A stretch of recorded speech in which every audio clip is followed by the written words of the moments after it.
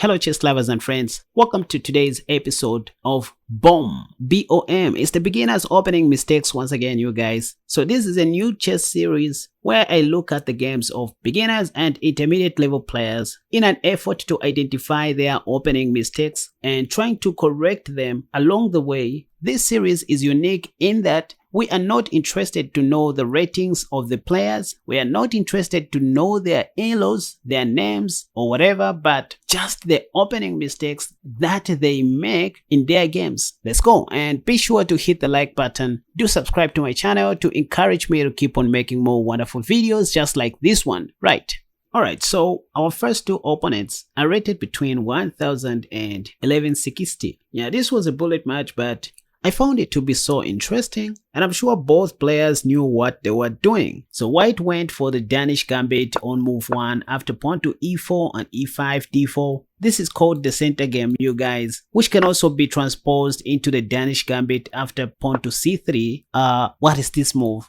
I've never seen this before. I don't know, maybe white wanted to play pawn to c3 and then he made this mouse slip. I just don't know. I can't understand, because black here can simply play pawn to c5. So I guess pawn to c4 was a mouse slip. If not, I would love to know what variation this is. So already we can see one opening mistake. But anyways, black took on c3 with ampersand, which he wasn't supposed to do. Pawn to c5 was much better. So clearly both players have to work on their opening. Anyways, this is the Danish gambit. And here white played bishop c4, which is what I recommended in my tutorial video that has popped up in the card above on this gambit. And yep, the main move is c takes b2. That's what everybody plays, and that's what black did. And white did not blunder this time. So far so good. For those of you who may question this gambit, the Danish gambit is not a dubious gambit. These two bishops are monster bishops. You can see how they are controlling the whole of black's king side. So this is not a child's play. Anyways, knight to f6 is what black played in this position, and right here I recommended to play the move knight to c3, inviting black to play bishop b4, pinning the knight to the king. And after this, I recommended to play knight e2, again allowing black to take the fourth pawn on e4, after which you just castle short, you guys. There's a wonderful trap that occurs in this line if black is not careful. For example, if knight takes, you take back with your knight, they all castle short. Now this is when you can attack their bishop. And after something like bishop c5, you simply play knight to f6. This is clearly winning for white. But let's see what black did here, if he understood exactly what he was doing. Okay, so after taking on b2, black played knight to f6 and white played pawn to e5. Not bad. Pawn to e5 is the main move, and yeah, Stockfish seems to like it, and this may just lead to some complicated positions. Black played knight back to g8. I think the better move here was supposed to be bishop b4, because that was going to be a forcing move. That would have been check and maybe followed by knight to e4. This is what strong players play, you guys. Just because your piece is under attack, it doesn't mean that you need to attend to that. You need to apply the rule, do me, I do you. In the game that we are analyzing, after white played pawn to e5, black played king g8, which gave an advantage back to white, and now white quickly played queen d5. Was this necessary? I mean, these are other kinds of moves that you need to stop making, you guys. You can't just mate your opponent on f7 just like that, as if they do not have eyeballs. Black did a great job of playing queen e7 here, but I think even better was knight to h6, developing a minor piece. But anyways, queen e7 was okay, defending the f7 pawn, and now this queen move was now proven to be a 1-0 move. I think the best white could have done here is to play knight to f3, simply developing a minor piece, because that's what you want to be doing in the opening stage, especially when you're playing a gambit. You want to develop your minor pieces as fast as you can and then put your king to safety. That's when you now start thinking of attacking. So queen d5 clearly aimed at capturing on f7. So black played queen e7, well done. And this is when white played knight to f3. And again, you guys, when you look at this position, as black, which move would you play? What next? Well, let me give you a hint. You don't want to allow your opponent to stay in your territory. What I mean is, this square that I'm highlighting right now is your yard. So this is your territory, and white's territory is this square that I have highlighted. So you don't want to entertain your enemy's pieces in your territory. The best that maybe black should do in this position, according to my eyeballs, is to play pawn to c6, simply chasing away this queen. But what did he do? Let's see. Pawn to a6. So this is a zero move once again, you guys. Anyways, white played bishop a3, maybe trying to remove the defender of the f7 square. So black played pawn to d6 in this position, and I think that's okay. And what else? Castle shot by white. Now this is great, good stuff by white. Next, he should be thinking of taking this d6 pawn and play rook e1, develop the other knight that is undeveloped. I mean, play actively on the center. Pawn to c6 is what black played, and then white played what? Queen takes d6 was not even in my mind, you guys. I think the best move here should have been maybe just retreating the queen back to d4, or let's say queen d3, maybe any of these squares. Look, when you're playing a gambit, you don't want to trade off your powerful queen with your opponent's less active queen. I mean, you are playing a gambit, you are down a pawn, so you want to keep as many attacking pieces as you can on the board. But hey, what can I say here? The opening was not as good as I expected. This 1000 rated player should have played better. But anyways, I think you guys have gotten some ideas from here. Without wasting much of your time, let's look at the last game of the day and try to identify some opening mistakes that any of the players made during the game. This episode is all about opening mistakes, you guys, because I believe this is the most effective way of learning how to play chess. Again, we are not targeting the actual players or their ratings or their personalities. We are just focusing on the opening mistakes only. So let's move on. But before we do that, be sure to hit the like button if at all you are enjoying to watch this video, and also subscribe to my channel if at all you haven't already, because that's how you encourage me to keep on making more wonderful videos just like this one. You can do all that during this short break in 4 seconds. Let's go. Okay, welcome back. I found another video where white played the Danish Gambit. So the white player was rated 1355. I guess this was a new account by then. And the black player was rated 1427. Anyways, so far so good. This is the center game. Black took on d4. Center game accepted. Then white played pawn to c3. Good move. This is the Danish Gambit, also played by grandmasters, and Hikaru Nakamura has played this several times. Anyways, d takes c3 is what the white player played. So they are all doing well.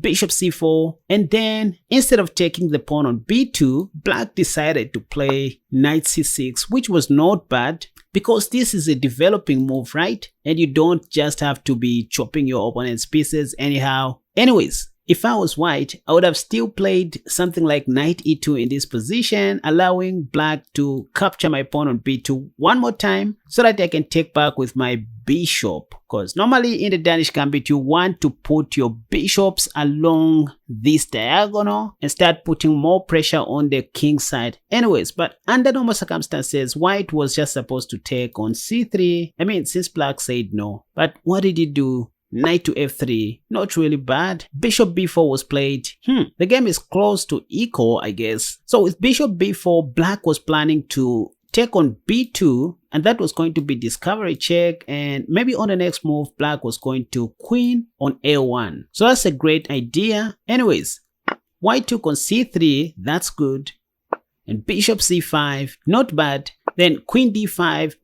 Actually, avoid putting your bishop on c5 in the Danish Gambit if you are not ready to play the rest of the game with your king on the center. What I mean is, instead of playing queen d5, white can just go for this sacrifice. Bishop takes on f7, and after king takes, they can now go queen d5 check, and they'll be able to win the bishop with tempo, and at the same time making black lose his right to castle. Anyways, so bishop c5 was not really a good move by black. Maybe I would have considered bishop a5. If I was black, I mean after white played pawn to c3. So bishop a5 was better, I think. Anyways, queen d5 was played, and now there's a double threat of taking the bishop or mating on f7. That was also clever, but hey, black is a 1427 rated player and he defended this very well. Queen e7, very good. Then we saw bishop g5. Not so many opening mistakes. After bishop g5, black played pawn to f6.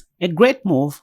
And then bishop f4 was played, I guess attacking the pawn on c7 indirectly. Very good play. And then black played knight f5. I don't believe in this, but I know the idea is to take the light squared bishop, but I don't know why. I feel pawn to d6 was going to be more awesome, just paving way for the light squared bishop. You want to be developing your minor pieces as quickly as you can. But anyways, knight to a5 is what black played, and then white played bishop takes c7. Because that was the free pawn. And now this looks like a mistake. Because after knight takes bishop, queen takes, black can trap this bishop, I think with pawn to d6. Yes, which is what they played. Wow. Whenever you see something to take, pause a little bit.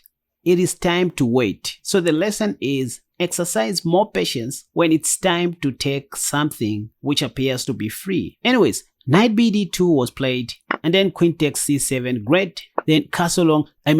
On top of it all, instead of castling short, maybe hiding your king completely, you choose to castle long. Yo, look, your queen side is very weak. Black can play bishop a3 check and simplify the game even further, because that's what you want to do when you are a piece up or when you have a great positional advantage. You want to trade off pieces but not pawns. But anyways, black played knight e7 and then rook he1 by white. Still not impressed. Queen a5. White played knight b3, double attacking the queen and the bishop, but black played queen a3 check. Wait a second. Let's hope black was not using some sort of an external assistance here, because queen takes a2 appears to be a logical move, but they just played queen a3 check. This is a little bit suspicious, but anyways, king b1 and then bishop d7. So knight takes c5, and why did they take with a queen? Let's say, what if they took with a pawn? Was there a tactic that I can't see here? I don't think so. Anyways, I guess he just wanted to simplify the game. But queen b6, rook takes d6. Is this not just a free rook? You just take that rook, because white cannot even take the b7 pawn. You have rook b8. What did black play here after rook takes d6? Queen takes b3 check. Okay, so let's end here, you guys. Since this is all about openings and not middle games or whatever, so we can see some mistakes in the middle game. I can see that the game is in seconds now. I'm sure black was going to see that the rook was hanging if he had more time on the clock. But anyways, I like how black played this game. Unlike white, who just wanted to win fast, black was very calm and collected, and he responded to white's attacks very well. Maybe the only mistake that black made here was queen b5, because that was open to queen takes f7. Just like I mentioned, I think the better move was supposed to be bishop a5. So it's just these minor tactics that even some of you guys need to work on. Make sure you study your openings very well to avoid such mistakes, because I believe that once you play your opening very well, your middle game will be very smooth and you will understand where you are going. So foundation is very important. Alright, so this is all for today, you guys. I hope you have learned something and hope you liked this video. If at all you did, please consider giving this video a thumbs up and do subscribe to this channel if at all you haven't already. Don't forget to check out my courses at www.kasperchess.com and sign up for my free masterclass. Alright, have a wonderful day. Until next time, bye bye.